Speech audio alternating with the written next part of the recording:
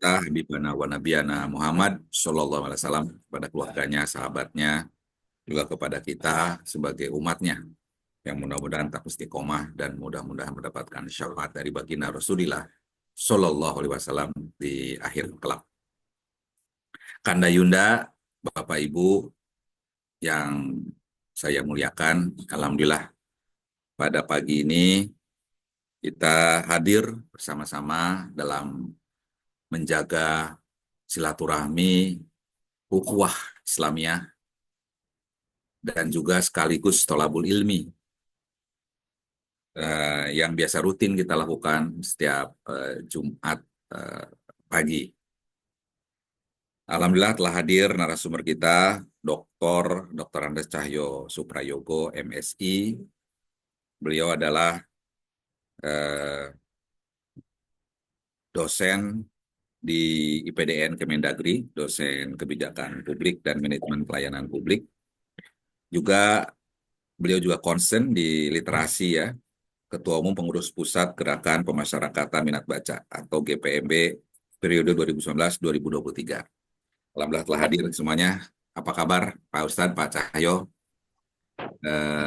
Alhamdulillah. Ya, ini yang kali kedua ya kita silaturahmi. Amin, terima Yang kasih. kemarin topik tentang literasi beberapa waktu yang lalu, sekarang topiknya tentang eksplorasi dan konstruksi khazanah ilmu pengetahuan Nusantara.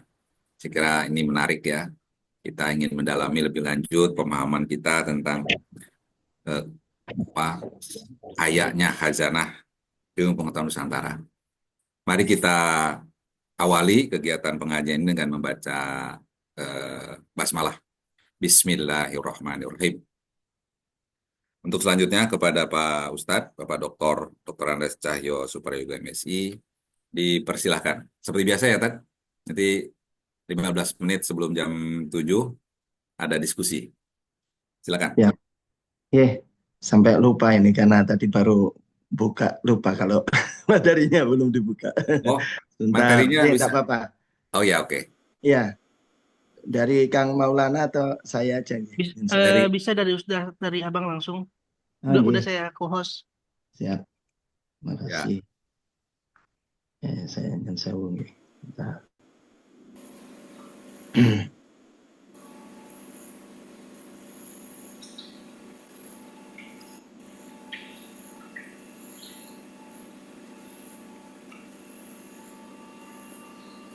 Baik, terima kasih. Bismillahirrahmanirrahim. Assalamualaikum warahmatullahi wabarakatuh. Innal hamdalillah Waalaikumsalam warahmatullahi nahmaduhu wa nasta'inuhu wa nastaghfiruh wa na'udzu billahi min syururi anfusina wa sayyiati a'malina. May yahdihillahu fala mudilla lahu wa may yudlil fala hadiya lahu. Asyhadu an la ilaha illallah wahdahu la syarika lah wa asyhadu anna Muhammadan abduhu wa rasuluh. Allahumma salli wa sallim wa barik ala nabiyyina Muhammadin wa ala alihi wa ashabihi wa man tabi'ahum bi ihsanin ila yaumiddin, amma ba'd. Baik, terima kasih. Terima kasih, syukur kita yang paling utama melainkan puja dan puji kita kehadirat Allah Subhanahu wa taala, karena semata-mata dengan limpahan nikmat iman, nikmat Islam, nikmat umur, nikmat kesehatan, maka pada pagi hari ini Jumat tanggal 13 Desember 2024, insya Allah bertepatan ya 11 Jumadil Akhir ya 1446 Hijriah, kita masih diberikan kesempatan untuk bersilaturahmi. Tentunya salawat dan salam senantiasa kita sampaikan kepada uswatun hasanah kita Rasulullah Muhammad sallallahu alaihi wasallam, yang mudah-mudahan dengan salawat dan salam tersebut Allah Subhanahu wa taala juga memberikan salawat dan salam dalam artian magfirah dan rahmah kepada kita sekalian. Tentu yang berikutnya kami berterima kasih ya untuk kali kedua diberikan kesempatan untuk berbagi ide, berbagi gagasan, insya Allah dalam rangka tentunya bersama-sama kita sebenarnya sharing session gitu ya. Jadi kita sifatnya berbagi, di sini kita mencoba untuk hanya menjadi pemantik diskusi-diskusi kita. Pada waktu yang lalu, kami sudah mencoba untuk menyajikan tentang literasi, bagaimana literasi Indonesia dan sebenarnya literasi kita apakah separah atau sedarurat yang kemudian penilaian-penilaian lembaga donor, lembaga asing, bahkan negara-negara G7 terutama yang bergabung dalam OECD, kemudian juga mengajak kita juga menjadi bagian dari negara-negara negara-negara industri maju ya, yang kemudian kita pernah menjadi presidensi G20 kita. Baik, pada kesempatan pagi hari ini saya ingin mengangkat ini menjadi satu kerisauan saya sebagai seseorang pembelajar. Saya senang membaca, saya senang belajar, mengclipping sejak SD, mengclipping koran ya, sejak SD sampai sekarang, meskipun sekarang agak tertatih-tatih untuk membuat clipping ya. Clipping tentang berbagai hal, tentang ilmu pengetahuan ya, tentang berbagai informasi yang menarik untuk kita kaji, kita pelajari. Salah satu kerisauan kita adalah, kerisauan saya terutama adalah dalam perjalanan secara formal ya, kita mengikuti jenjang pendidikan mulai SD, SMP, SMA, kita sudah banyak belajar ya, buku paket kita yang menerangkan bagaimana Indonesia kita yang luar biasa, Indonesia kita yang sebenarnya sangat kaya raya. Itu pijakan awal diskusi kita ataupun sharing session kita pada pagi hari ini. Kemudian namun di satu sisi kemudian kita sampai apatah lagi setelah kita mencoba studi ya secara jenjang pendidikan yang formal, mengambil S1, S2, S3, sampai pada kesadaran kita mengapa terutama salah satu dari sekian hal yaitu ilmu pengetahuan kita, kalau bahasa secara sederhana mungkin di antara kita ya ada Mas Dr. Ardian Husaini kan yang jadi ketua Dewan Dakwah Islamiyah Indonesia. Beliau juga keluarga besar pelajar Islam Indonesia ya, Mas Ardian Husaini, dengan teman-teman, dengan Prof dengan teman-teman yang ada di INSIS ya. Nah, itu juga yang sudah selama ini mungkin beberapa tahun, bahkan bertahun-tahun mungkin ada concern tentang worldview ya, tentang Islam ya, Islamic worldview dan seterusnya. Nah, saya ingin mencoba mengangkat dari sisi lain, yaitu tentang apa yang kita miliki. Jadi mengapa terutama saya dan mungkin kita semua juga nanti, mengapa perlu kita bahkan mengeksplorasi, istilahnya menggali lebih dalam, menggali lebih jauh, ya, menelisik dan menelusur khasanah ilmu pengetahuan Nusantara kita. Ya, kalaupun saya menyebut Nusantara bukan karena ikut-ikutan, ya, karena mungkin ada tren Islam Nusantara, tidak, ya, karena belajar Islam Indonesia tidak diajarkan untuk ikut-ikutan. Ya, saya masih ingat sampai detik ini adalah maju ke gelanggang walaupun seorang diri, itu menjadi satu prinsip. Artinya kemandirian, kemerdekaan, kita berpikir, berpendapat, berpandangan, itu merupakan satu pelajaran yang saya ambil. Saya menjadi salah satu kader pelajar Islam Indonesia waktu di Kota Malang. Jadi betul-betul kita memang ingin menyebutkan Nusantara dalam artian bahwasanya itulah Nusantara kita. Itulah yang kemudian kita sebut 79 tahun sejak proklamasi kemerdekaan 17 Agustus 1945, kita menyebutnya sebagai Indonesia kita yang diawali dengan 28 Oktober 1928. Itu pun juga tentu masih ada catatan-catatan kritis kita tentang penulisan sejarah. Ya, ini nanti panjang lagi. Baik, jadi Nusantara yang kita bawa ini tentu tidak karena ikut-ikutan, namun kita memang ingin lebih jauh, ya, berbicara tentang Nusantara kita, ya, Nusantara kita. Bapak Ibu, kemudian kita lebih jauh ingin mengeksplorasi, dan bahkan eksplorasi kita bukanlah untuk sekedar mengeksplorasi, tetapi adalah lebih jauh untuk kita sampai pada bahkan harus memiliki keinginan kuat, kemauan yang kuat untuk kita yang sebagaimana Allah SWT ingatkan kita sebagai kalaupun itu adalah sifat dan profil dari para sahabat Nabi radhiyallahu anhum ajmain sebagai khairu umat, maka kalaupun kita ingin menjadi khairu umat, maka salah satu cirinya juga adalah tentunya di samping kita konsisten dengan keislaman kita adalah kita harus siap tampil ukhrijat linnas, yaitu kita ditampilkan di tengah-tengah manusia. Oleh karena itu, saya sebagai seorang muslim, kita semua tentu ingin di samping kita mengeksplorasi kekayaan yang sebenarnya kita miliki, yang bumi, tanah air, di mana kita dilahirkan, yang kita dihadirkan oleh Allah SWT di satu negara, ya, yang kemudian disebut Indonesia, satu negeri yang disebut Nusantara, ya, satu bangsa yang disebut bangsa Indonesia, masyarakatnya adalah masyarakat Nusantara, adalah kita sampai bahkan mengkonstruksi khazanah dari sekian kekayaan kita, yaitu khazanah ilmu pengetahuan. Ini saya kira menjadi pengetahuan kita bersama, ya, bahkan terakhir sempat disebutkan 17.058 kurang lebih pulau, ada sekian yang diberi nama, ada yang belum memiliki nama. Jadi ini kita tidak bisa kita pungkiri, justru kita banyak bersyukur kita di negeri yang betul-betul luar biasa, yang berada di dalam lintasan garis khatulistiwa yang menjadikan kita menjadi negeri yang luar biasa, yang dirindukan, bahkan juga bisa diirikan oleh banyak orang, menjadikan banyak bangsa, banyak negara iri.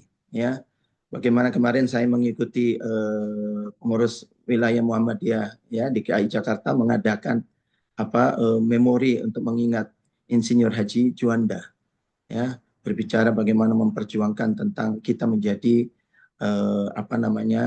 negara kepulauan, ya.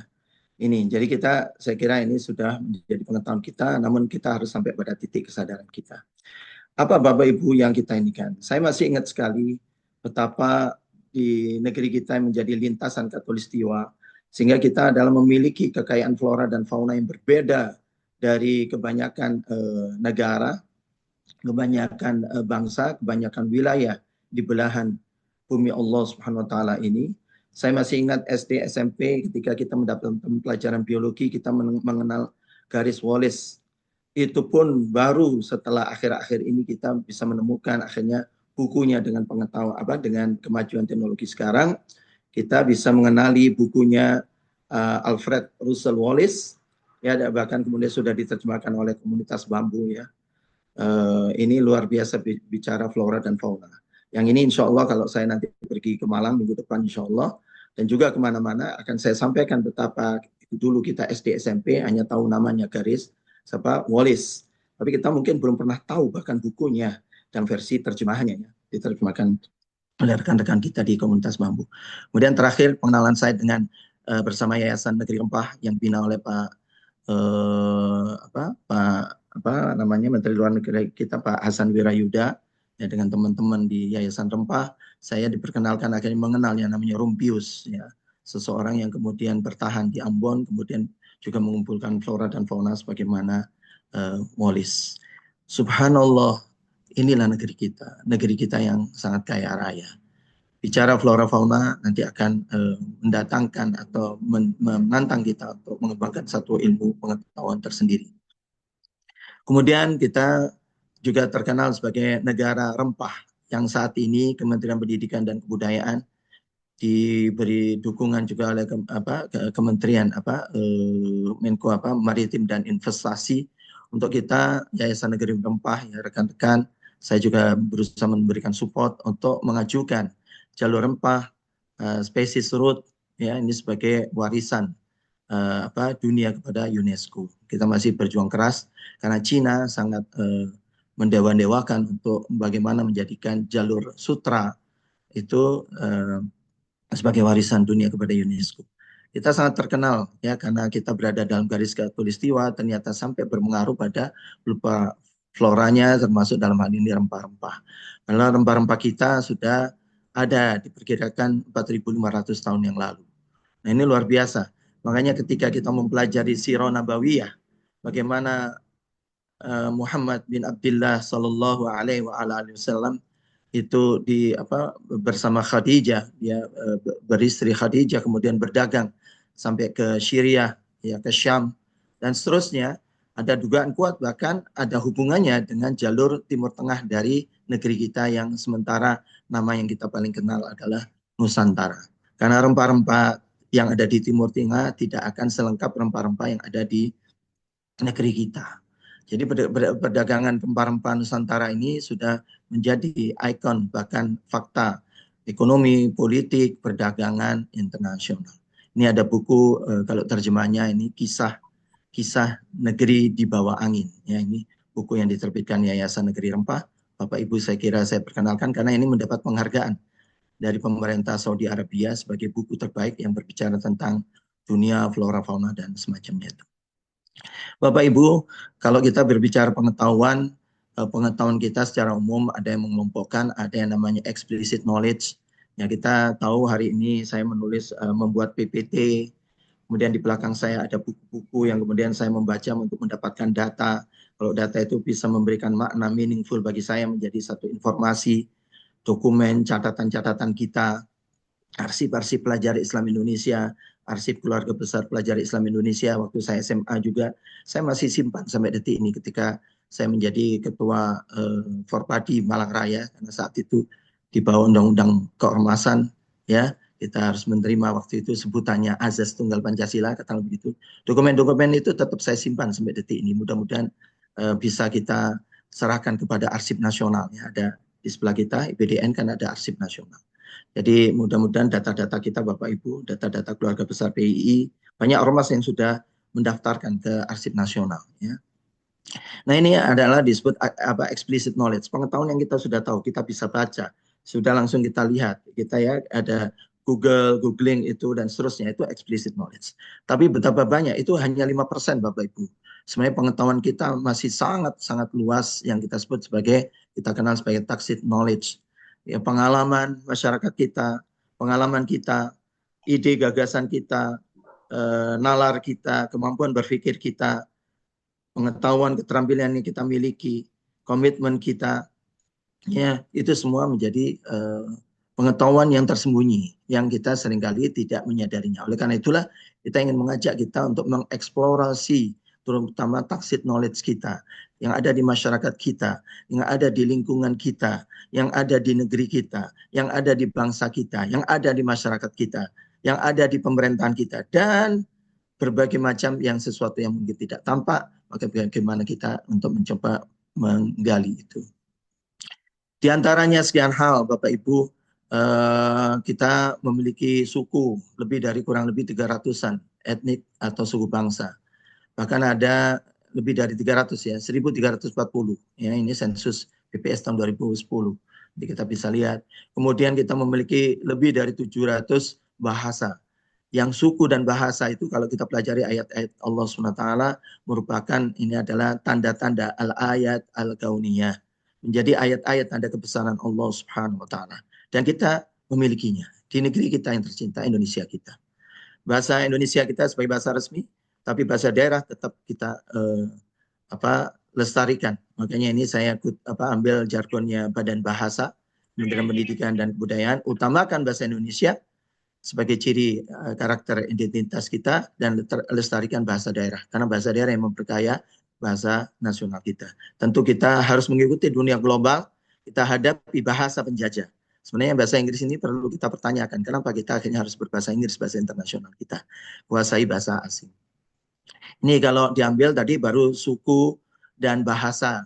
Kalau kita memakai Profesor Kuncoro Ningrat ya, ada 7 unsur kebudayaan, ada sistem religi, kesenian, sistem organisasi kemasyarakatan, sistem pengetahuan, sistem mata pencarian, teknologi, dan bahasa. Tadi baru 1-2 yang bisa kita sebutkan karena supaya tidak memperpanjang PPT kita.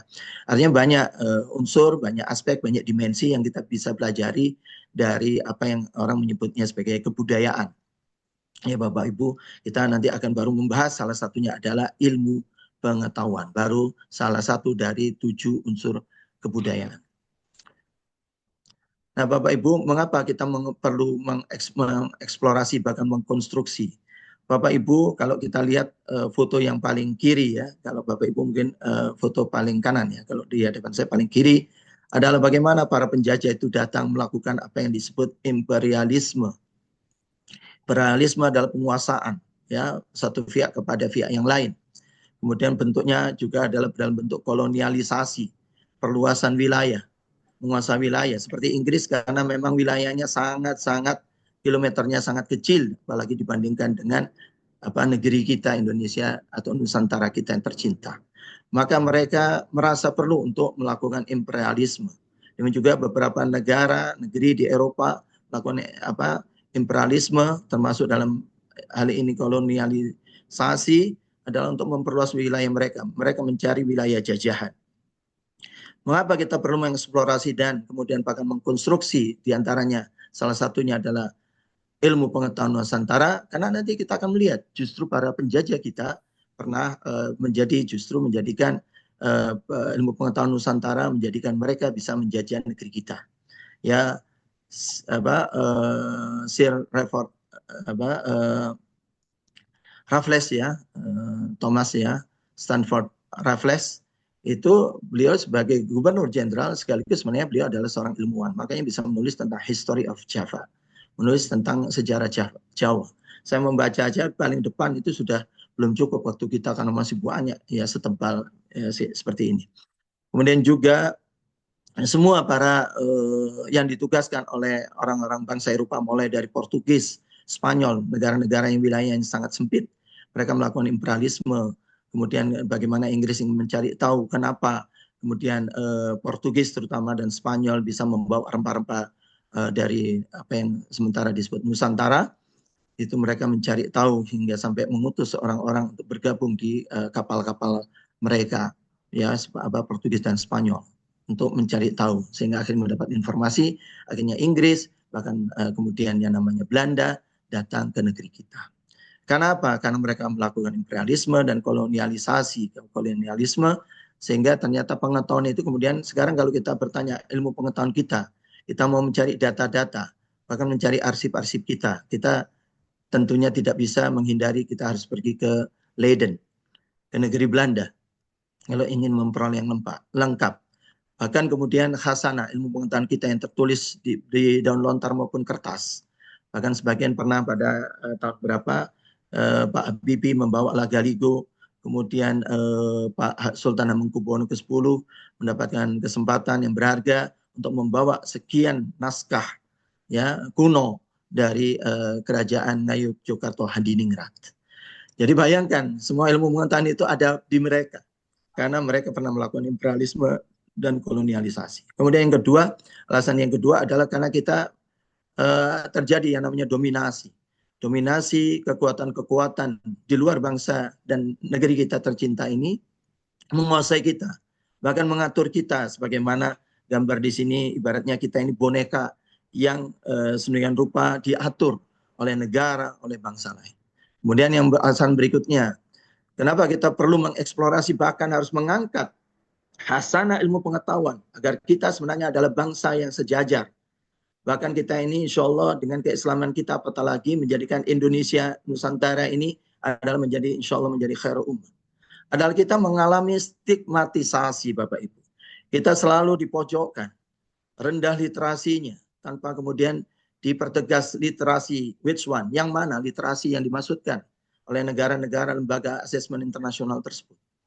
Kemudian kita dipojokkan bahwasanya kita ini adalah negara yang indeks pembangunan manusianya, HDI-nya kita adalah rendah dibandingkan negara-negara Asia Tenggara. Kita dalam banyak hal selalu dipojokkan, termasuk di dalam ilmu pengetahuan kita. Memang secara faktual, saya sebagai salah satu dosen di antara teman-teman dosen peneliti yang lainnya, kita artikel jurnal kita disebutkan masih jauh dari negara-negara Asia Tenggara, apalagi negara-negara OECD. Dengan berbagai macam alasan itu kita selalu mengalami stigmatisasi. Kita selalu mengalami perundungan. Kita adalah negara yang rendah. Kita adalah negara yang malas membaca. Kita adalah negara yang kualitas hidupnya adalah HDI, IPM-nya rendah. Dan banyak hal. Dan kemudian berikutnya adalah salah satu yang begitu mengemuka dan sampai kita seringkali tidak menyadarinya, kita adalah mengalami hegemoni. Yaitu satu bentuk penguasaan, lebih dari sekedar dominasi. Karena yang namanya hegemoni adalah pihak lain menguasai kita, menguasai pihak yang lainnya, adalah dengan menciptakan bagaimana kita yang dikuasai ini semacam dibangun sebuah kesepakatan kolektif, di mana kita tanpa menyadari, kita seolah merelakan untuk kita dikuasai. Hegemoni kita dalam berbagai macam, kalau kita memakai 7 unsur kebudayaan, maka hampir tidak bisa kita mengiri di 7 unsur kebudayaan itu kita mendapatkan hegemoni. Salah satunya yang kita akan bahas adalah hegemoni ilmu pengetahuan. Ini salah satunya kenapa saya dengung-dengungkan, saya suarakan juga, karena saya sudah mencoba membaca para ilmuwan Barat yang masih berpihak kepada kebenaran ilmiah. Di antaranya misalnya Brian V. Street, ya, saya baca bagaimana ternyata literasi, penilaian tipologi masyarakat itu literat tidak literat itu bukan semata-mata diukur dari ilmu pengetahuan, namun ilmu pengetahuan tersebut telah dijadikan sebagai alat-alat, sebagai alasan dan alat untuk melakukan stigmatisasi secara ideologis mereka yang tidak mengenal aksara, mereka yang tidak mengenal huruf Latin sebenarnya, ya, padahal semua masyarakat, kata para ilmuwan yang saya pelajari, yang ini juga menjadi pengetahuan umum bagi mereka yang sungguh-sungguh mencari kebenaran, adalah mereka yang membaca gambar, membaca simbol, membaca tanda-tanda alam, ya, kemudian membaca bahasa tubuh dan seterusnya, itu adalah juga berliterasi. Mereka masyarakat yang tidak kenal aksara Latin bukan berarti mereka adalah masyarakat yang illiterasi ataupun illiterate, ya, illiterate. Nah, ini. Jadi bentuk-bentuk ini sudah ada. Jadi ada hegemoni. Nah, ini Bapak Ibu semua, hegemoni yang paling tidak kita sadari adalah hegemoni secara ideologis. Ya, kita pernah, saya sejak SD, SMP, SMA ditanamkan meyakini Pancasila adalah satu kekuatan di tengah. Pancasila adalah yang tidak ke kiri dan tidak ke kanan. Tidak sosialis bahkan komunis dan tidak juga liberalis. Ya, liberalisme ideologinya. Namun betulkah Pancasila kita adalah betul-betul lepas dari sebuah ideologi besar yang meskipun sebenarnya ideologi yang besar itu juga tidak sepenuhnya hanya sosialisme, komunisme dan liberalisme. Terlalu banyak sebenarnya faham-faham, ya, world view, cara pandang dunia yang banyak kita tidak mau tanya, tapi kita pun dihegemoni. Kita hanya mengenal kiri dan kanan, ya, left dan right, ya. Dalam ilmu politik juga begitu, dan dalam banyak hal secara ideologis. Kemudian juga dalam gaya hidup kita, adanya flashing sehingga terjadi perilaku korupsi, gratifikasi dan seterusnya karena perilaku flashing, ya, flashing ya istilahnya, ya, berbangga-bangga membeli tas mahal dan seterusnya padahal gaji kalau dia sebagai PNS tentunya tidak cukup untuk membeli satu tas yang harga sekian juta. Mengapa? Karena kita sudah dihegemoni bahwasanya disebut orang itu keren kalau menjadi sosialita. Namanya saja orang yang jet set disebut sosialita. Dan kita tidak pernah mempertanyakan kenapa orang-orang yang kaya dan pamer kekayaannya, tas, baju, ya, make up dan kekayaannya melalui media sosial, kenapa kok justru diistilahkan sosialita? Ada apa tentang konsep sosialita? Kita tidak pernah mempertanyakan. Tanpa kita sadari kita menerima begitu saja. Nah itu kan, kita menerima. Saya mempertanyakan kok jet set yang suka pamer-pamer, kok disebut sosialita? Kesannya mereka orang yang berbuat sosial. Apakah semua jet set itu mesti sosialita dalam artian berbuat sosial? Ini kita tidak pernah mempertanyakan dan kita menerimanya begitu saja. Dan juga dalam sistem politik, saya sering mendiskusikan, saya tidak perlu sebutkan teman-teman yang pulang-pulang dari Amerika, S2, S3, ya, teman-teman mau dari beberapa perguruan tinggi, saya pernah S2 di UGM dengan teman-teman yang di UGM, saya mendiskusikan, kenapa justru teman-teman yang saya hari ini saja belum, ya, takdirnya sampai belajar di luar negeri, tapi kenapa kemudian kalau pulang dari luar negeri, kemudian kita ambil sistem politik kita, sistem pemilu kita, ya kita adopsi begitu saja, kita akan maju kalau kita mengikuti sistem pemilu, sistem politik, ya, konsep negara, berbangsa dan bernegara, kalau mengikuti bangsa-bangsa Barat. Kenapa kita tidak pernah mempertanyakan? Nah ini nanti ilmu pengetahuan yang kita miliki. Kemudian terakhir adalah ini ya tentu dari sekian ya, hegemoni ilmu pengetahuan itu sendiri. Ya, bagaimana kita secara institusional memang lembaga yang paling masif dan paling tepat, ya, strategis, krusial itu adalah lembaga pendidikan. SD, SMP, SMA kita. Bahkan sampai pun kemudian S1, S2 kita. Yang saya pelajari mengapa ilmu pengetahuan kita seolah semuanya itu adalah barat, barat, dan barat. Ada apa dengan konsep barat? Itu ya, ada apa dengan konsep barat, teori, model. Sehingga kita semua harus mempelajarinya, menguasainya, bahkan mungkin sampai detik ini dalam berbagai disiplin ilmu, hampir-hampir kita kalau menyusun skripsi, tesis, bahkan disertasi, kita tidak akan disebut tesis dan disertasi kita itu ilmiah, kecuali kita menyebutkan 1, 2, 3, 4, 5 nama-nama yang notabene ilmuwan barat. Ada apa? Nah ini. Ya. Ini yang menjadi kerisauan saya, terutama sejak saya mulai SMA kelas 2, 3, ya, kemudian S1 ya, kan kita mendapatkan pengantar ada mata kuliah ilmu budaya dasar. Nah ini yang saya mau katakan. Siapa di antara kita yang tidak mengenal bahwasanya sebenarnya ilmu pengetahuan kita, ya bukan saya katakan seolah, bahkan senyatanya kita akan mengenal bahwasanya ilmu pengetahuan kita adalah berasal Yunani dan Romawi. Filsafat ilmu pengetahuan kita Yunani dan Romawi. S1, S2, S3. Yang namanya pelajaran mata kuliah filsafat ilmu. Itu adalah Yunani dan Romawi. Pertanyaannya Bapak Ibu, benarkah sebenarnya khasanah peradaban dan ilmu pengetahuan kita sebelum berbicara Nusantara kita itu semata-mata Yunani dan Romawi? Yunani dan Romawi sebenarnya lebih jauh pada Mesopotamia. Sana ada bangsa Babilonia, ada bangsa Assyria, ya, kemudian lebih jauh lagi kemudian ada Egypt, ada Mesir, ada, saya masih ingat SD, SMP, SMA saya membaca buku sejarah, kemudian saya baru nyadarinya hari ini ada di India ada Mohenjo-daro dan Harappa. Saya kemudian lihat ilustrasi film-film fiksinya, fiksi sainsnya di YouTube itu bagaimana masyarakat Mohenjo, Harappa, ya, Mohenjo-daro dan Harappa. Kemudian ada Tiongkok, kemudian ada yang namanya Arab, bahkan Arab hampir tidak disebut-sebut. Ada apa? Kenapa Arab tidak disebut-sebut? Apakah karena Arab itu tempat diturunkannya Nabi Muhammad Shallallahu Alaihi Wasallam? Ada apa? Ya, Bapak Ibu kalau membaca tidak ada literatur kita akan menyebutkan tiba-tiba Arab itu memberikan kontribusi seperti apa. Adanya Islam memberikan kontribusi apa. Kecuali ketika berbicara tentang abad pertengahan. Itu selalu agak dipojok-pojokkan. Saya alhamdulillah senang membaca buku-buku ensiklopedia sejak SD. Ya. SMP, SMA saya sudah membaca ensiklopedia Britannica dan ensiklopedia Americana. Ya, saya kaget setelah saya melihat. Kenapa Yunani dan Romawi? Ada apa? Nah ini kita tidak pernah mempertanyakan dan kita terima begitu saja. Bahkan kita akhirnya menerima Bapak Ibu.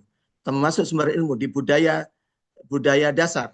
Saya kaget ketika kita disodorkan oleh dosen-dosen kita dari buku ilmu budaya dasar. Bagaimana kita membicarakan kebahagiaan. Membicarakan konsep kesedihan. Bagaimana kita berbicara konsep penderitaan. Konsep kepedulian. Semua konsep itu bagaimana menurut Aristoteles, menurut Socrates, ya Plato dan Aristoteles. Kan urutannya begitu ya. Socrates dulu, kemudian punya murid namanya Plato, kemudian Plato punya murid namanya Aristoteles. Makanya lebih dari itu tokoh-tokoh itu. Saya mempertanyakan. Ya, ketika S1 saya mempertanyakan, kenapa ya kok saya diperkenalkan namanya Socrates, Aristoteles, ya Plato dan nama-nama dari Yunani? Saya mempertanyakan. Ya, saya bertanya tapi belum sampai pencarian saya kecuali rasa ingin tahu saya. Kemudian juga, nah ini ya, saya memakai buku-buku ini hanya sekedar untuk mendapatkan tulisannya ya, supaya memudahkan ya, supaya kelihatan ada gambar. Karena PPT yang bagus katanya tidak perlu banyak tulisan. Hegemoni coba ketika ini, terutama yang kaitannya saya yang belajar ilmu. Saya disiplinnya ilmu administrasi negara, tapi mendapat pengantar ilmu politik, dapat pengantar ilmu pemerintahan kalau di Institut Ilmu Pemerintahan, di Institut Pemerintahan Dalam Negeri ya, versi ya senior kita yang kita hormati, ayahanda kita, ya kan, anda kita yaitu Prof. Dr. Muhammad Rias Rashid ya. Pertama kali saya datang beliau sebagai penyusun Undang-Undang Nomor 22 tahun 1999 tentang pemerintahan daerah. Kenapa kita diperkenalkan sejarah pemikiran politik itu Yunani dan Romawi? Seolah-olah kita tidak pernah keluar dari yang namanya Yunani dan Romawi. Itu S1, S2, S3 kita seperti itu. Ya mungkin mudah-mudahan kalau S3 S2 di luar mungkin ada wawasan yang lain. Tetapi kurikulum kita memperkenalkan Yunani dan Romawi. Termasuk pemikiran politik kita, termasuk sistem politik kita, termasuk bentuk negara yang diperkenalkan adalah itu.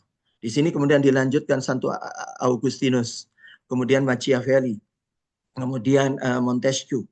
Ya, kita lebih kenal Montesquieu daripada nanti kita akan mengenal. Saya 6 tahun di Sumatera Barat ditugaskan oleh PDN, akhirnya saya berusaha mempelajari Nagari, di mana nanti akan dikenal di sana nanti ada yang namanya Tiga Tungku Sajarangan, konsep pemerintahan yang dibagi juga 3, ya meskipun versinya agak berbeda.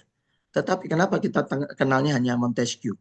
Montesquieu-nya pun rasanya kita juga belum pernah, ya sejauh saya belajar S1, S2, S3 itu pun hanya kutipan dari satu buku. Saya sudah mengutip buku yang lain dan buku itu mengutip dari buku yang lain. Sampai akhirnya saya berusaha mengejar tulisan aslinya dalam bahasa Prancis yang kemudian dibahasa Inggriskan karena saya tidak bisa bahasa Prancis. Itu tulisan Montesquieu langsung. Saya mencoba tulisannya Aristoteles langsung yang dalam bahasa Yunani atau Latin yang kemudian sudah sebagiannya diterjemah dalam bahasa Inggris meskipun tidak semuanya diterjemah. Hanya rasa ingin tahunya. Kenapa kita memperoleh itu? Dari Karl Marx, ya, kita dari Max Weber, kenapa kita begitu kenal birokrasi? Hampir semua buku-buku ya yang ditulis itu tidak pernah bisa melepaskan Max Weber. Padahal ketika kita membaca bukunya birokrasi Peter M. Blau, kemudian Meyer kalau tidak salah, ya ada 2 buku birokrasi yang diterjemah oleh Pustaka Canisius, ya Tiara Wacana. Di situ disebutkan sebelum Max Weber sebenarnya ada Vincent de Gournay dan seterusnya dan seterusnya. Kenapa kita semacam dipatok-patok? Nama ilmuwan saja kita kenal ini semua. Dan itu sudah berjalan puluhan, ratusan tahun tanpa kita sadari. Ya, Pak, setidaknya kalau Indonesia kita formal 79 tahun. Tapi kita menjelang 2045, 100 tahun Indonesia kita. Apakah kurikulum kita masih akan kita penuhi dengan pemikir-pemikir ini semata? Sampai kita tidak mengenal sebenarnya siapa ya tokoh-tokoh ya khazanah ilmu pengetahuan Nusantara kita. Sumber ilmu pengetahuan kita dari Yunani dan Romawi. Itu yang paling kita kenal. Bahkan tidak semua rasanya mengenal Mesopotamia, Babilonia, sampai Arab dan seterusnya. Ya, kita coba pelajari literasi, hafalan, orasi dan seterusnya. Yunani, Romawi ternyata memiliki tradisi yang sama dengan Arab dan kita tidak pernah diperkenalkan dengan Arab. Ya, karena apa? Apakah karena ada Islam? Nah ini Bapak Ibu. Oleh karena itu saya ingin sudah waktunya Indonesia bangkit. Bangkit dalam artian kita mendobrak cara pandang kita selama ini. Ya, cara pandang kita yang memandang seolah-olah ilmu kita adalah semata-mata dari Yunani dan Romawi dan berbagai turunannya, teori-teori Karl Marx tentang teori kelas, kemudian teorinya teori-teori Gramsci, teori-teori Smith tentang teori elit, ya teori kelompok dan seterusnya. Maka kita ingin mencoba untuk memulai dari bagaimana ternyata literasi masyarakat kita sudah mengenal, dan beberapa ilmuwan dari Eropa Barat yang pernah hadir dalam acara internasional Forum Species Route ya yang saya ikuti, mereka menyatakan bahwasanya pengalaman navigasi di samping bangsa-bangsa terdahulu termasuk juga bangsa Nusantara yang kita sudah sejak prasejarah itu sudah diduga kuat dan dibuktikan mereka sudah berlayar ke negara-negara, ke negeri-negeri yang lain. Mereka memakai bintang Luku atau lintang Waluku untuk navigasi. Kemudian juga bahkan diduga kuat dan dibuktikan setidaknya ada gambar di Candi Borobudur kita. Namun sudah ditemukan kemarin di Jambi. Namun juga ditemukan di Palembang. Yang sampai detik ini kita belum menemukan bekas-bekas peninggalannya kerajaan Sriwijaya. Ya, pengaruh Hindu dan Buddha. Saya kemarin mengikuti Borobudur Writers and Cultural Festival yang ke-13 untuk mendengarkan bagaimana para ilmuwan dari India, dari Jepang dan seterusnya mempelajari tentang bahwasanya Muaro Jambi ternyata sebuah universitas yang bekerja sama dengan Universitas Nalanda di India. Ya. Jadi ini kapal-kapal kita ternyata diduga bahkan kenapa Tiongkok Kublai Khan itu tidak sampai bisa menguasai Pulau Jawa. Para ilmuwan setidaknya berusaha membuktikan karena ternyata kapal-kapal kita lebih canggih. Mulai dari kapal Jawa, kapal orang-orang Makassar, Bugis dan seterusnya. Kemudian juga rumah-rumah kita. Ya Bapak Ibu, saya kebetulan nyicil ya sebagai PNS nyicil-nyicil rumah di Jonggol. Itu begitu lihat kanan kiri, lihat perumahan, semuanya ala yang kata kita minimalis, yang sebenarnya itu adalah rumah model Eropa. Bagaimana mungkin rumah model Eropa kita buat bangunannya dan kita sangat antusiasme, sangat interesting banget gitu ya. Padahal rumah-rumah itu ala Eropa, yang cara membuat atapnya sangat berbeda dengan rumah-rumah yang menjadi ciri khas kalau negeri-negeri itu adalah di bawah garis khatulistiwa. Sehingga bahkan sebenarnya kita kalau mengenal, mempelajari rumah-rumah yang sudah digagas oleh para leluhur kita, itu adalah rumah-rumah yang ternyata bercirikan tahan gempa. Saya mendengarnya dari para ilmuwan-ilmuwan yang datang ke Indonesia, mempelajari tentang arsitektur rumah-rumah adat. Ya, rumah kayu, rumah di atas pohon bagi anak rimba, rumah-rumah yang semacam ini tinggal kita modifikasi ya dengan model-model rumah kita hari. Ini semua rumah tahan gempa. Saya mengenal rumah gadang di Sumatera Barat. Itu ada yang namanya pasak dan seterusnya. Bagaimana mereka mendesain itu adalah menjadi sesuatu yang justru tahan gempa. Ya, yang itu dipelajari oleh bangsa-bangsa yang lain. Tapi kita justru rumah kita ala Eropa, rumah minimalis, semakin tinggi kita buat karena supaya leluasa udara masuk. Kemudian apa yang terjadi kalau hujan lebat, lama-lama tembok kita lumutan. Dan kita tidak pernah mempertanyakan dan kita merasa bangga model-model rumah seperti itu. Nah, coba bagaimana kita desain rumah-rumah adat leluhur kita untuk kemudian kita desain ala model sekarang. Ini Bapak Ibu, bagaimana suku, bangsa, etnis yang ada itu adalah sangat erat hubungannya. Mereka adalah yang menjaga kelestarian alam. Ya, saya juga harus concern dengan kelestarian alam kita semua, karena masyarakat adat termasuk masyarakat yang paling dekat, mereka berusaha melestarikan hutan, melestarikan terumbu karang, yang menjaga sumber air. Padahal termasuk di DKI Jakarta ini kita selalu ruang terbuka hijau kita semakin lama semakin berkurang. Bahkan kemarin dapat informasi dari CNN Indonesia bahwasanya di Jakarta Utara tanggulnya ditinggikan lagi sekian sentimeter karena ada terus-menerus permukaan laut Jakarta lebih tinggi daripada daratan Jakarta. Itu ya. Jadi itu bagaimana ya, ini kalau diceritakan panjang sekali. Ini sekedar mengambil buku-buku ini supaya paling tidak ada gambaran ya bagaimana ternyata kearifan lokal yang dimiliki oleh masyarakat Nusantara kita bisa menjadi pengetahuan tentang bagaimana kita memelihara ekosistem dan menjaga kelestarian lingkungan hidup kita. Air, tanah kita, hutan kita, hayati kita, keanekaragaman hayati kita bisa kita jaga. Nah ini kemudian juga ini yang kaitannya erat yang menjadi perhatian saya terakhir Bapak Ibu. Saya sebagai dosen di IPDN di Fakultas Politik Pemerintahan, saya agak risau karena hampir semua materi-materi memang itu semua juga penting. Bicara zona integritas, bicara wajar tanpa perkecualian, bicara reformasi birokrasi dan seterusnya dan seterusnya. Bicara accrual sistem accounting dan seterusnya. Semuanya penting untuk kemajuan reformasi birokrasi kita, penataan penyelenggaraan pemerintahan kita. Namun kita lupa apakah sistem pemerintahan, sistem politik, ya, sistem pemilu kita, ya, hal-hal yang terkait semuanya itu, apakah sudah sangat memperhatikan bahwasanya kita juga memiliki sosial budaya. Kalau memakai istilah yang dipakai ada yang namanya political culture, budaya politik.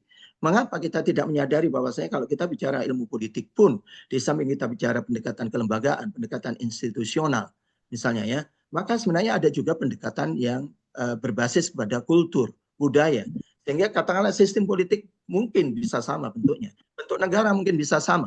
Tetapi apakah kultur politik kita akan berbeda? Kultur politik kita apakah sama? Nah ini yang kita harusnya membuka, menyadari. Ya, ini saya kira, akhirnya saya pencarian saya beberapa tahun terakhir mengingatkan saya buku-buku dari Kementerian Pendidikan Kebudayaan, Direktorat Sejarah, yang menilai ada sistem pemerintahan tradisional Nusa Tenggara Timur. Terakhir saya ketemu di Universitas Cendrawasih, di Museum Loka Budaya Universitas Cendrawasih, ketemu beberapa teman arkeolog dan antropolog, bahwasanya teman-teman juga sudah menulis tentang sistem pemerintahan tradisional di Papua. Yang menarik bagi saya ketika 6 tahun saya di Sumatera Barat, ditugaskan oleh Rektor IPDN, saya mendapatkan pelajaran banyak. Saya ingin mengangkat bagaimana sebenarnya sistem pemerintahan desa yang disebut nagari dan seterusnya dan seterusnya. Ini banyak sekali pengetahuan yang kalau nantinya kita eksplorasi, kita telisik, kita telusuri lebih dalam, maka sebenarnya kita akan bisa melakukan building the theory. Yang itu menjadi persyaratan ideal dari seorang lulusan S3 seharusnya adalah menemukan teori baru, bahkan kalau perlu bahkan membangun teori baru. Nah, ini yang rata-rata tidak dicapai oleh S3 kita karena kita status quo ya, merasa nyaman nulis yang ada, yang penting lulus S3 ya, apalagi untuk keperluan penyesuaian jabatan, kepangkatan, eselonisasi dan seterusnya. Itu musibah kalau bagi saya sebagai seorang akademisi, anak Indonesia ini. Nah, ini yang saya mencoba menelisik, misalnya Tunku Tiko Sajarangan ya, dikenal yang namanya ada yang namanya Nini Mama ya, kemudian ada ulama, ada Jadi Candikia ya, misalnya ini pola-pola yang kita bisa eksplorasi. Ada 3 kekuasaan, ada 3 tangan. Kira-kira kenapa? Satunya ulama, satunya cendikiawan, kemudian ada Nini Mama ya, tokoh ya, dan seterusnya. Ini bisa, ini sebenarnya kita masih mencari-cari lagi tambahnya ketika saya mengajar sosiologi pemerintahan dan kearifan lokal di S2 dan S3. Ya, ini banyak sekali yang bisa kita telisik, kita eksplorasi, bahkan kita konstruksi. Ini sekedar contoh-contoh kenapa saya cari contoh buku-buku ini. Saya senang ketika banyak rekan-rekan kita, para akademisi, para ilmuwan yang juga sudah menulis birokrasi berbasis kearifan lokal, birokrasi berbasis nilai-nilai tradisional, pelayan publik berbasis kearifan lokal, kebijakan publik berbasis kearifan lokal. Karena saya sendiri membaca 1956 Dwight Waldo ya, sebagai akademisi ilmuwan Amerika pun di ilmu administrasi negara mempertanyakan kenapa kebijakan-kebijakan politik Amerika itu tidak berbasis unhistorical approach, tidak mendasarkan pada pendekatan sejarah. Terusnya. Ini saya cepat saja karena saya lihat jam sudah hampir mendekati 15 menit menjelang berakhir. Kemudian juga budaya lokal, hukum adat kita. Saya kemudian mendapatkan kesempatan mengajar di IAIN Bukit Tinggi ketika saya di Sumatera Barat, mengajar politik hukum di Indonesia. Akhirnya saya mempelajari bahwasanya ternyata hukum nasional kita merupakan akulturasi, asimilasi dari hukum adat, hukum Islam, dan hukum Barat, ya, hukum kolonial Belanda. Nah, ini Bapak Ibu ya, nasihat-nasihat, pelajaran ulang re, negara Kartagama, Sutasoma, yang dulu kita pelajari SD, SMP, SMA, saya banyak menyadarinya sekarang pada saat kita sudah punya perpustakaan 27 lantai yang di situ ada khusus ruangan tentang naskah-naskah kuno Nusantara. Nah, ini banyak kearifan-kearifan lokal, bagaimana masyarakat Baduy, bagaimana suku-suku tertentu menjadikan tradisi kebudayaan yang mampu justru menghalangi dari praktek-praktek gratifikasi. Ini pola-pola untuk bagaimana kita membangun mulai dari fenomena, simbol, dan seterusnya untuk framework for building theory. Nah, jadi kita sudah saatnya untuk sampai membangun satu grand theory, bahkan kalau perlu menjadi lintas teori yang kita sebut sebagai satu paradigma yang kemudian lintas dunia, bahkan adalah menguasai cara pandang dunia kalau perlu. Nah ini terakhir ketika saya masih kuliah, di akhir saya kuliah, kemudian ketika membaca salah satu tulisan salah satu dosen UGM, Pak Yeremias T. Keban, bagaimana mengingatkan ternyata beliau di 6 dimensi administrasi negara, menyadari bahwasanya kenapa kita tidak menjadikan mempelajari Borobudur, tidak mempelajari Sriwijaya dan seterusnya. Apalagi yang paling berkesan, saya ternyata pikiran-pikiran saya tidak jauh dan bahkan hampir sama persis dengan almarhum Prof. Agus Dwianto, terakhir sebagai Kepala LAN, Lembaga Administrasi Negara Republik Indonesia. Dia mengundurkan diri, sakit. Saya ada kedekatan sebagai pembimbing saya di S2. Beliau ini saya bacakan. Indonesia merupakan bangsa besar dan memiliki sejarah pemerintahan panjang dengan peradaban yang tinggi di masa lalu. Oleh karena itu sudah saatnya para pemikir dan praktisi administrasi publik keluar dari penjajahan nilai-nilai dan praktek birokrasi yang berbasis pada ideologi dan tradisi yang berlaku di negara-negara barat, yang secara kultural dan ideologi seringkali tidak relevan dengan yang berlaku di Indonesia. Para akademisi dan praktisi harus berani mencari jalan keluar dari krisis identitas administrasi publik yang selama ini menghambat pengembangan konsep, teori, dan praktek administrasi publik Indonesia. Ini baru ilmu administrasi publik yang kebetulan saya tekuni. Administrasi publik Indonesia tidak seharusnya dikembangkan berbasis pada American Public Administration. Kita masih sangat American konsep American minded ya dalam administrasi publik yang dibangun berbasis pada nilai-nilai budaya barat, sistem pemerintahan dan sistem politik yang berbeda dengan yang kita miliki. Ini kita bisa baca. Jadi saya pada saat menemukan buku ini di salah satu toko, tiba-tiba saya buka di halaman tengah tulisannya justru pas tulisan ini yang kemudian saya kutip, betapa kita sudah waktunya ya pola-pola pemerintahan, praktek berpolitik, bermasyarakat, berpemerintahan, dari nilai-nilai luhur yang ada pada negeri kita seharusnya menjadi khasanah ilmu pengetahuan kita yang kita telisik, kita telusuri, kita eksplorasi, dan bahkan lebih jauh harus kita konstruksi sehingga kita akan menjadi ukhrijat linnas. Di hadapan manusia kita bisa tegak kepala kita bahwasanya kita juga bisa mengkonstruksi ya dari nilai-nilai luhur kita, khasanah peradaban dan ilmu pengetahuan kita bisa membangun konsep, teori, bahkan model-model yang juga mungkin dengan pendekatan universalitas di samping partikularitas, di samping pendekatan yang disebut nomotetis dengan yang juga ideografis. Ada nilai-nilai yang mungkin universal berlaku dan ada nilai-nilai yang sifatnya culturally born. Saya kira itu. Terima kasih. Kurang lebihnya mohon maaf kalau ada benarnya semata-mata datangnya dari Allah Subhanahu wa Ta'ala. Dan saya berlepas diri dari hal-hal yang kurang dengan memohon pertolongan kepada Allah SWT. Demikian, saya kembalikan. Baik, terima kasih Prof. Ini saya dapat chat untuk sementara mengambil tugas ya. Padahal saya ada beberapa catatan yang ingin saya sampaikan juga nih Prof. Mohon izin nih sambil menunggu yang lain karena saya juga punya catatan, terus kebetulan dapat chat untuk mengambil alih sementara ya. Ini Prof, sebelum pada yang lain, mohon izin yang lain ini. Pertama soal Pancasila, Prof. Dosen saya dulu, almarhum Eki Sahrudin, mengatakan bahwa Pancasila itu adalah ibarat sebuah bayang-bayang.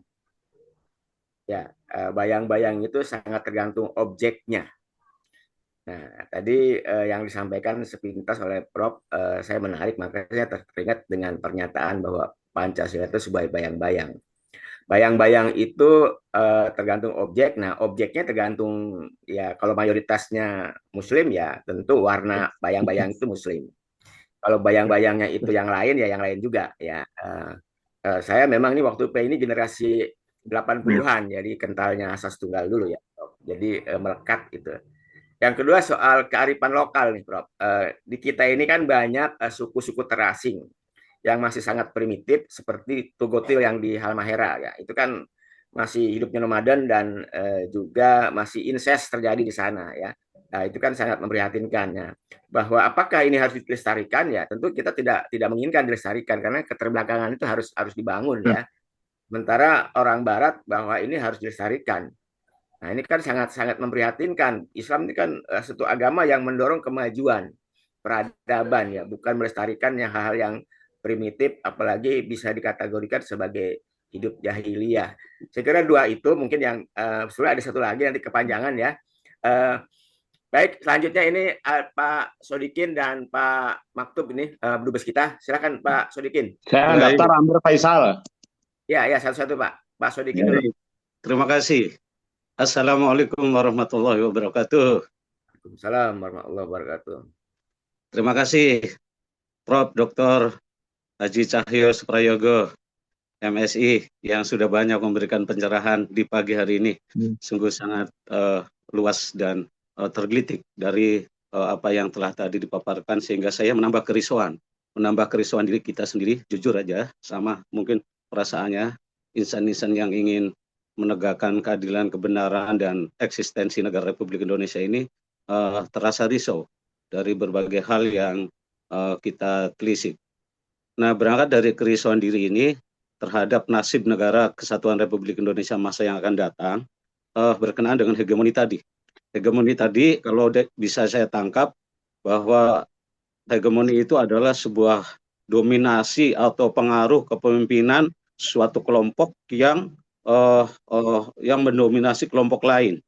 Nah, sehingga dari situ juga hegemoni itu sebuah proses komunikasi di mana kelompok yang mendominasi atau mempertahankan kekuasaan dengan menggunakan berbagai saluran termasuk sumber daya. Nah, berkenaan dengan itu, saya prihatin kerisauan terhadap kelanjutan negara Republik Indonesia berkenaan dengan sumber daya alam. Nah, berkenaan dengan hegemoni ini, sumber daya alam negara kita banyak sekali dikuasai oleh asing. Nah, sampai struktur aturan dan lain sebagainya itu udah dikuasai oleh asing tentang bagaimana eksploitasi sumber daya alam dan lain sebagainya. Nah, kemudian di segi lain juga teknologi informasi, nah ini juga dikuasai oleh asing. Kita hanya mengikut Google dan lain sebagainya itu yang pegang kendalinya adalah asing, orang luar. Nah, sehingga apalagi kita melihat hukum sekarang yang memang mayoritas itu dikuasai oleh Barat, walaupun memang di situ ada nilai-nilai adat dan ada juga Islam, akulturasi itu. Nah, dari situ tolong barangkali Prof. Cahyo bisa memberikan pencerahan berkenaan dengan itu untuk masa depan negara Republik Indonesia. Sebaiknya kita harus memiliki grand design dan pemahaman yang sama dari para pemimpin, para petinggi-petinggi Indonesia itu. Jangan hanya memikirkan diri sendiri 5 tahun ke depan, apa yang dapat dia himpun untuk anak keturunan dia saja, tapi tidak memikirkan eksistensi negara Republik Indonesia, keberlanjutannya, yang nanti pada saatnya itu akan merana nanti. Anak-anak kita, cucu kita akan merana di negara sendiri. Itu seperti itu barangkali, mohon pencerahannya. Terima kasih. Wassalamualaikum warahmatullahi wabarakatuh. Warahmatullahi wabarakatuh. Baik, langsung Pak Maktub, Pak Dubes kita, silahkan lanjut ya. Ya, terima kasih Prof. Cahyo. Kita sedang bicara soal ilmu pengetahuan, ya.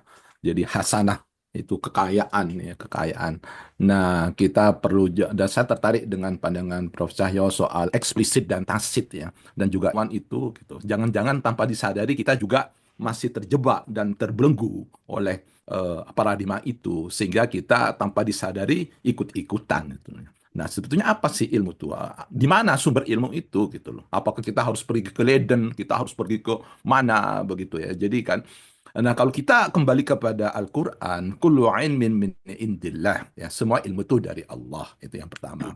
Kemudian yang kedua, gitu juga kalau kita bicara soal apa itu di dalam Al-Qur'an, ya, ada di dalam Al-Qur'an itu ayat begini.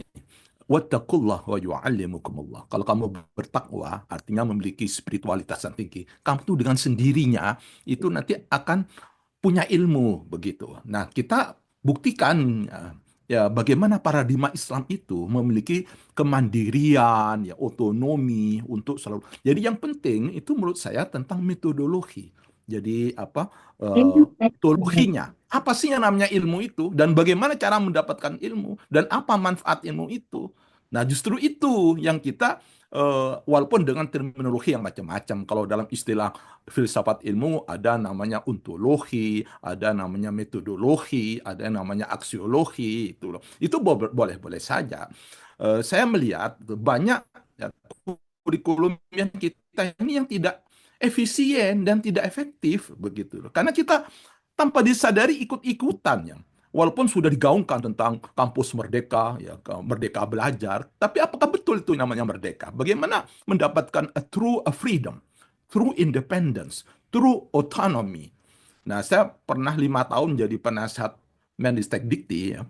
Jadi memang pada saat masuk ya apa tahun 14 itu jeblok semua. Yang namanya ITB, UI itu Masya Allah. Kita merasa wah UI itu hebat atau apa gitu. Nah kita mencoba melihat standar dunia yang kita harus objektif ya. World class university seperti itu ya. Jadi world class university apa yang disebut dengan world class university macam-macam. Nah faktanya itu ya memang begitu. Akhirnya apa ya kita sendiri para profesor, para dosen tidak berani keluar dari kungkungan dan penjara paradigma yang mengkung kita. Kita masih senang kepada gelar-gelar, kita masih senang kepada prosedur-prosedur yang sifatnya birokratis gitu. Nah, kalau kita kembali kepada hasanah Nusantara itu ya, dulu kita pernah punya apa itu Sriwijaya, kita juga punya Majapahit. Ya. Kenapa mereka itu memang punya superiority, keunggulan ya? Nah, keunggulan. Nah, kenapa? Karena mereka memang punya power ya. Dan mereka mengerti tentang sumber power itu gitu. Nah, maksud saya, nah itu Saya tadi kan mencoba lihat judul yang tentang eksplorasi yang jadi itu dan rekonstruksi. Nah, ini ya tentu. Nah, mungkin kelemahan kita gitu. Kita ini belum punya ya satu cara ya keilmuan ya yang tentu saja kalau dalam Al-Qur'an itu memang tiap bangsa itu berputar. Wa tilkal ayyamu daluha bainan nas itu. Jadi artinya apa? Islam juga pernah jaya ratusan tahun ya, ratusan tahun. Tapi ini sekarang berputar dan Amerika sekarang itu sudah diambang kebangkrutan. Dan ini adalah new opportunities karena ada suatu new realitas. Nah, saya berharap para pakar itu berani detach, artinya apa itu melepaskan, disconnect dari ketergantungan itu. Selama ini dan sebetulnya sudah ada cara-cara ya dengan betul-betul apa yang sering disinggung oleh wamen kita Profesor Stella. Kita ini masih belum memiliki cara berpikir yang hayat. Dan ditangkap. Ya, oke. Jadi intinya ya, jadi mungkin secara singkat ya, saya belum melihat solusi, preskripsi, resep apa yang harus kita lakukan ya, supaya kita ini betul-betul merubah keadaan ya, sehingga kita itu bisa membalikkan ya. Jadi istilah Amerika make Indonesian, make Nusantara great again, menjadi hebat lagi. Antumul a'nauna in kuntum mu'min. Itu aja. Terima kasih. Baik. Terima kasih Pak Dubes, ini sangat luar biasa juga. Lucu banget. Pak Cahyo, ini ada beberapa yang berminat ya, saya kira karena waktu ya, silahkan ditanggapi dulu ya, kalau memang nanti berkenan dilanjutkan ya kita lanjutkan. Ya. Habis ini Amir Faisal ya. Ya. Yeah. Prof Cahyo dulu yang sudah. Izin. Baik, saya menjawab yang pertama.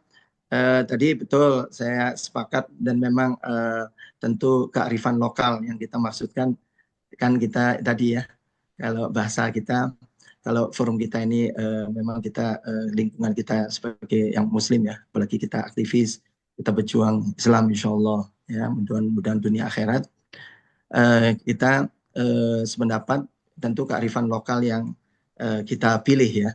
Makanya tadi kalau saya menyebut 7 unsur kebudayaan itu tentu tidak semuanya berani. Saya sendiri ketika mau nge-share dengan judul pakai mau mengangkat dan eksplorasi dan mengangkat khasanah ilmu pengetahuan Nusantara, saya masih berpikir-pikir kalau saya share ke teman-teman pengajian ya, itu kira-kira khawatir bisa, lah Mas Cahyo kok malah nggak Islamnya ditonjolkan, kok malah bicara kearifan lokal. Tentu ya kita pilih dan pilah ya. Kalau dalam bahasa sederhananya Bapak Ibu tentu ya, yang tradisi-tradisi yang tentu tidak sesuai dengan nilai-nilai, karena memang akan selalu ada ya, kalau kita bicara kebudayaan, bicara peradaban, ada sesuatu yang lama, ada sesuatu yang dianggap baru, kadang-kala sesuatu yang baru itu dianggap sesuatu dari luar, kan gitu ya, sampai ada perdebatan ya di negeri kita, di negara kita juga perdebatan. Loh, Hindu Buddha itu kan sebenarnya bukan agama leluhur asli kita, termasuk juga Islam kan sampai ada gitu ya wacana. Nah, ini, tapi kalau versi kita memiliki manhaj Islam, memiliki cara pandang Islam, tentu kita menjawab tentu kearifan lokal yang sesuai ya dengan nilai-nilai, norma-norma, bahkan akidah kita. Itu ya Bapak Ibu ya di sini. Tapi ini memang Pak Ahmad, terima kasih. Ini memang untuk memicu ya. Setidaknya kalau di kalangan kita. Saya sampai bingung kemarin mau saya bagi-bagi ke teman-teman yang kelompok-kelompok pengajian, teman-teman adik kelas UGM, UI, Brawijaya Malang, khawatir loh, Mas saya kok malah kearifan lokal. Nah itu. Tapi yang kita pilih adalah diantaranya seperti produk ilmu pengetahuan gitu ya. Bagaimana cara membaca bintang untuk navigasi, ya, kemudian bagaimana membangun rumah yang tahan gempa, bagaimana untuk menjaga kelestarian alam dan seterusnya. Itu yang Bapak. Jadi memang catatannya kita memang tentu seperti yang Pak Dubes Abdul Wahid Maktub, saya setuju. Ya, tadi kan saya makanya tidak membacakannya karena supaya secara umum ya, ini saya rencana lagi mau mengajak besok teman-teman, ada arkeolog, antropolog, sosiolog, ya, filolog ya, dan seterusnya untuk saya gabung sama-sama untuk tadi menjawab tadi saran Pak Dubes juga, apa yang kita bisa lakukan. Kita setidaknya mau mengajak itu. Itu dulu Pak Nye. Jadi memang tentu mana nilai-nilai yang ini. Kalau bahasa ininya ya walaupun kemudian dipakai ya, diklaimnya dipakai saudara-saudara kita ya. Saya juga ngaji-ngaji sama satu Ustadz Kiai NU juga, yaitu al-muhafadhatu alal qadim as-salih wal akhdhu bil jadid al aslah. Nah, gitulah kurang lebihnya gitu ya. karena ini kaidah fikihnya kan begitu. Jadi nilai-nilai yang baik ya termasuk di masyarakat kita, karena dengan nilai-nilai itu yang menjadikan identitas bangsa kita itu ya seperti yang Pak Dubes tadi sebutkan. Kenapa dulu bagaimana Sriwijaya, bagaimana Majapahit, bagaimana Mataram Hindu, Mataram Islam dan seterusnya. Nah, ini saya saja yang posisi di tempat pengajian Pak Dubes dan Bapak Ibu semua. Saya kadang-kadang agak tidak mudah ya. Nanti kalau ngomongnya ke teman-teman ngaji yang sudah ngajinya Quran hadis dan seterusnya ya tentu Islam yang dipakai tolok ukur. Tapi ketika ke masyarakat umum setidaknya saya ingin bangun bahwasanya kearifan lokal kita dan peradaban kita ya kuat, peradaban kita sudah diteliti oleh banyak orang membuktikan kita sejak gua leang-leang di Maros dan seterusnya itu telah memberikan kontribusi yang besar. Yang ini Barat saja jangankan mengabaikan Nusantara, Barat saja mengabaikan Mesopotamia. Meskipun William N. Dunn dalam bukunya Analisa Kebijakan Publik itu menyebutkan Hammurabi Act ya sebagai pijakan bahwasanya zaman dulu itu juga analis kebijakan itu adalah para ahli nujum dan seterusnya misalnya. Nah, seperti itu Bapak Ibu ya, mudah-mudahan menjawab dulu ya secara singkat. Jadi prinsipnya itu kita adalah tentu akan memelihara nilai-nilai yang baik ya yang kita bisa kembangkan sebagaimana Islam juga nanti kalau kita banyak pelajari ya beberapa tradisi ya bangsa Arab yang memang kemudian oleh Islam dijadikan satu nilai-nilai yang memang itu nilai kebaikan sebagaimana itu terjadi dalam proses secara sosiologis, antropologis dan seterusnya. Itu kalau kata teman-teman yang ahli di bidangnya. Kemudian saya mohon izin lompat karena ini waktu kurang lebih seperti itu. Insya Allah tolok ukur kita Islam. Saya tadi langsung dilengkapi, diperkuat oleh Pak Dubes, Pak Abdul Wahid Maktub. Saya senang sekali, jazakallah khairan. Nah sekarang saya jawab dulu Pak Sodikin. Kalau tadi kan kita masih baru pada tataran eksplorasi dan bicara konsep teori dan seterusnya ya. Nah, ini satu hal yang lain kalau kemudian kita bicara tentang aktor, bicara tentang ya aktor ya pelaku gitu ya, politisi kah, pejabat publik kah, ya kemudian juga mungkin bahkan sampai pada tataran para ilmuwan. Kita kemarin aja dengan peristiwa yang lalu saya sebagai akademisi ya, tapi itu semua persoalan pilihan. Saya pun juga tidak bisa saling menilai. Bapak Ibu banyak hal-hal yang kadang-kadang kita demi keberadaan kita, eksistensi kita hari ini, terutama di zaman era global, zaman yang sangat konsumeristik, materialistik, yang hedonistik, ya. Saya sebagai 25 tahun di PDN saja, kalau saya tanya gaji saya, tunjangan saya merasa rasanya ingin pergi ke Brunei Darussalam, ingin pergi ke Malaysia. Tapi saya sampaikan kepada kedua putri saya hanya karena kecintaan ayah pada tanah air ini, dan tanah air ini harus kita jaga karena kita lahir di sini. Ini adalah tanah tumpah darah kita. Ini tanah air kita yang kita betul-betul lahir di sini. Kita bukan orang seperti orang Inggris yang melakukan imperialisme, kolonialisasi sehingga kemudian mengklaim negara Amerika sebagai negerinya, tapi tidak akan pernah bisa menyebut tanah tumpah darah kecuali yang setelah itu mereka lahir di Amerika. Demikian juga orang-orang Inggris yang datang ke Australia, benua Australia dan Selandia Baru dan seterusnya. Karena kecintaan itu, kita yang jaga Indonesia, kita yang harus jaga dengan ilmu kita. Kamu nak, saya sekolahkan bukan untuk kamu mencari pekerjaan. Dengan ilmumu, kamu S1, S2, untuk apa? Memberikan manfaat, berikan manfaat pada masyarakat Indonesia. Hanya itu yang kita harapkan. Itu ya Pak ya. Jadi kalau bicara profil Pak, susah menganalisanya gitu ya. Perilaku politik ini ya kemarin aja saya tidak ingin menjadi pengamat politik ya, tapi saya prihatin kemarin seperti seolah-olah bermusuh-musuhan ya, sampai tegang sekali kita Pilpres. Tapi begitu anukan calon ternyata ya masing-masing ya gabung sana gabung sini. Saya tidak ingin berkomentar gitu ya. Jadi memang perilaku politik ini tidak ada lawan dan kawan abadi kecuali kepentingan. Begitu kurang lebihnya. Kalau bahasa saya sebutkan di depan Prof. Siti Zuro waktu ada acara mimpi Pak Prof. Eko Prasojo di IBDN, saya sampaikan kalau kita kamusnya kita seperti kata Pak Dubes itu kadang-kadang kita masih terjebak pakai Harold de Laswell, who gets what dan seterusnya itu, ya kan? Sopo siapa memperoleh apa, gitu ya. Kemudian bagaimana mempertahankan kekuasaan kalau perlu menguasai orang lain untuk memperoleh sesuatu. Nah, ini sebenarnya orang Jawa lebih dulu, lebih terampil yang dijadikan iklan apa? Wani Piro. Nah, gitu aja. Itu yang saya katakan. Jadi Harold de Laswell lebih dulu orang Jawa ini. Saya orang Jawa, Jawa Timur, walaupun saya tidak sampai baca primbon Jawa gitu ya. Tapi saya anggap ini nilai ini sudah lebih lama dari Harold de Laswell. Punya buku politik yang dijadikan referensi kita semua tanpa terkecuali belajar ilmu politik harus juga hafal Harold de Laswell misalnya. Itu. Kemudian saya merespon, saya terima kasih Pak Dubes, Pak Abdul Wahid Maktub. Saya sependapat tadi sudah ya referensi kita, tolok ukur kita tentu manhajul hayat kita adalah world view kita adalah Islamic world view, world view kita adalah Islamic world view. Itu yang pertama. Kemudian Pak Dubes, kalau Bapak berkenan, Bapak Ibu juga yang mungkin lebih senior dari saya secara umur, secara pengalaman. Saya lebih. Kalau saya bahasanya ingin mengamalkan kaidah usul fikih aja.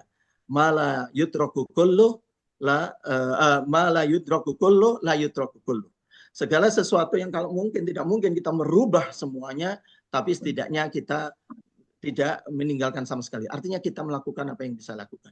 Jadi alhamdulillah di beberapa tahun terakhir saya dengan mencoba mempelajarkan belajar mengajarkan dan juga mengajarkan ilmu pemerintahan administrasi publik itu, dengan saya juga belajar dengan para teman-teman arkeologi bagaimana mempelajari ilmu pemerintahan. Ternyata tidak semata-mata ketika eranya era histori, ada era penulisan, ada aksara, ada tulisan, tapi ternyata dari arkeologi saya memperoleh sesuatu. Kita bisa memperoleh bukti-bukti praktek berpemerintahan, praktek berpolitik, praktek adanya sebuah bentuk organisasi kekuasaan di masa itu, di masa prasejarah, di masa sejarah, sebelum sejarah katakanlah gitu, yang notabene dibuktikan dengan artefak, dibuktikan dengan situs, dibuktikan dengan adanya kawasan. Nah, itu bagi saya kontribusi arkeologi ya, walaupun saya bukan orang yang formal belajar di situ, bagi ilmu pemerintahan. Saya sempat menulis di buku yang dikumpulkan oleh Prof. Muadam, salah satu dosen ya, mahasiswa kita dulu yang sekarang lebih dulu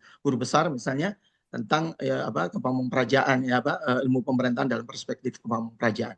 Kontribusi sejarah, kontribusi arkeologi menjadi ilmu yang sangat bermanfaat bagi pengembangan keilmuan. Jadi itu Pak Abdul Wahid Maktub dan Bapak Ibu, yang kita lakukan sekarang apa? Memperbanyak, akhirnya membuat forum-forum seperti ini. Jadi kalau dengan teman-teman pengajian Pak Dubes ya, dengan Bapak Ibu, saya coba kumpulkan, saya coba giring gitu ya untuk ini. Jadi kita harus sudah melawan. Jadi saya juga di antara para dosen-dosen kalau uji S2, S3 saya sampaikan bahwa sudah waktunya kita tidak lagi Weber lagi. Kalau diimplementasi kebijakan S23 lagi. Kalau di PDN itu S1, S2, S3 semuanya pakai S23, semuanya pakai Grindel. Sampai Pak Dubes kita ini bosen yang belajar kebijakan publik. Kayak nggak ada orang yang lain gitu loh. Nah, disinilah keberanian kita mendobrak kemapanan, mendobrak mainstream. Ya, alhamdulillah saya di S3 Brawijaya semula maunya balik lagi ke UGM. Dosen-dosen kami, kolega kami, para dosen senior kami akhirnya mengizinkan saya untuk melakukan studi kepustakaan. Jadi saya mencoba berani menulis tentang teoritisasi pemikiran dan praktek pemerintahan di masa lalu ya, di salah satu masa Islam yang kemudian saya katakan sebagai bentuk konsep, teori dan model administrasi negara modern. Karena apa? Robert N. Bella saja mengatakan Khulafaur Rasyidun itu adalah suatu periode pemerintahan yang luar biasa hanya karena infrastruktur di masa itu ya, karena memang kalau versi barat ya Pak Dubes kan ngukurnya kalau desa terbentuk sampai menjadi mau menjadi negara itu harus city menjadi kota itu kemudian ditandai harus ada bangunan, karena di Arab tidak banyak bangunan kecuali Masjid Nabawi, Masjid Kuba.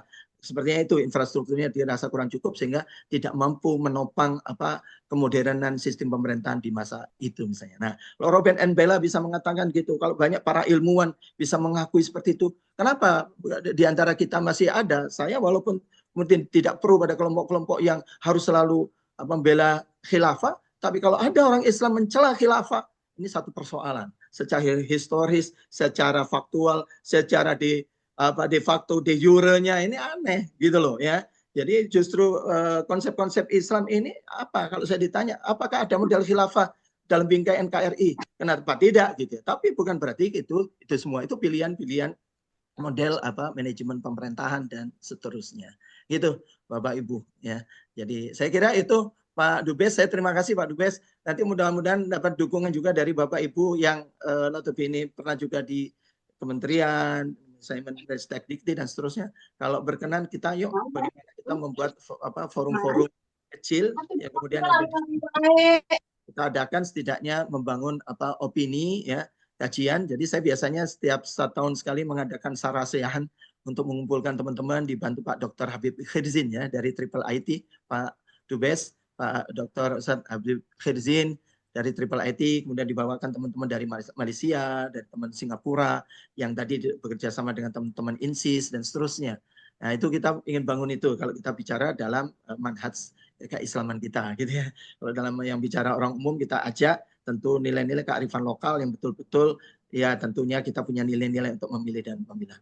Saya kira demikian dulu. Kalau ada kurang lebihnya tentu saya mohon perkenannya untuk terus mendiskusikan dan saya akan catat saran dan masukan Bapak Ibu semua. Saya kira demikian ya, karena waktu monggo saja saya kembalikan kepada moderator. Baik, makasih Prof. Ini sangat menarik. Ini hanya saja waktu yang membatasi kita. Ini ya ada beberapa yang berminat juga. Mohon maaf nih yang sudah raise hand, yang sudah minta waktu juga ya, karena mungkin kita semua dan khususnya Prof. Cahyo punya terbatasan waktu ya. Saya kira ada tugas lain mungkin ya. Tadi soal Togotil ini ada Pak Salim sebetulnya nanti yang bisa menjelaskan. Saya kira demikian atas segala yang disampaikan oleh Prof. Cahyo, mudah-mudahan bermanfaat buat kita semua ya, menjadi amal jariah, dan kita akan tunggu episode selanjutnya ya untuk bisa lebih menggelitik lagi ya. Ini kayaknya kita dipicu nih untuk ditantang mengeksplorasi apa khasanah Nusantara kita. Saya kira demikian mungkin untuk closing statement Prof. Cahyo, silakan. Matur nuwun. Jadi pada prinsipnya hari ini kita sudah harus berani tidak non mainstream. Ya, kita harus berani non mainstream ya, itu ya dalam semua sisi ya, dalam semua sisi termasuk bagi kami yang di peneliti, para dosen, teman-teman dosen adalah bagaimana sudah waktunya untuk kita kalau perlu eksplorasi, bahkan building teori ya, konsep teori, bahkan model-model yang diambil dari khasanah kekayaan peradaban intelektual kita, negeri kita, apatah lagi juga khasanah Islam kita, dan kita sudah kembalikan lagi. Nanti Bapak Ibu silakan juga buka, mungkin ada webnya saya dengan adik-adik di UGM, ada namanya KIPMI, Komunitas Ilmuwan dan Profesional Muslim Indonesia. Saya menulis jihad abad 21 adalah jihad ilmu pengetahuan. Bagaimana Islam mendorong untuk kita melakukan jihad ilmu pengetahuan. Mudah-mudahan menjadi solusi kemanusiaan, peradaban dan kemanusiaan. Demikian kurang lebihnya. Saya kembalikan, nanti silakan Bapak Ibu kalau mau diskusi-diskusi boleh juga nanti mencatat dari Kang Maulana nomor saya, monggo. Saya senang-senang diskusi, mudah-mudahan kita bisa jadikan bahan untuk tulisan dan bacaan kita bersama. Demikian. Baik, terima kasih Prof. Kita tunggu episode yang akan datang, jihad yang tadi itu Prof. Baik, Bapak Ibu sekalian, Kanda Yunda yang berbahagia, mohon maaf kurang dan lebihnya. Mohon maaf dari saya atas kesalahan dan kehilapan. Mari kita akhiri dengan baca hamdalah. Alhamdulillahirrahmanirrahim. Alhamdulillahirrahmanirrahim. Jazakallah khairan Pak Abdul Wahid Maktub, Pak Sodikin Jarkasi, Pak Ahmad ya tadi juga. Terima kasih, jazakallah khairan semuanya. Terima kasih semuanya. Ngapunten. Terima kasih Pak. Mari, terima kasih Prof. Ya. Itu dari Bapak. Assalamualaikum. Waalaikumsalam warahmatullahi wabarakatuh. Ya. Pak Malik, boleh cerita dong Togutil? Ya, ada kurang setengah 10. Assalamualaikum. Kami masih ada Pak Ahmad, masih ada. Ya. Togutil yang merah. Ya. Iya. Mungkin sedikit lah apa puding aja cerita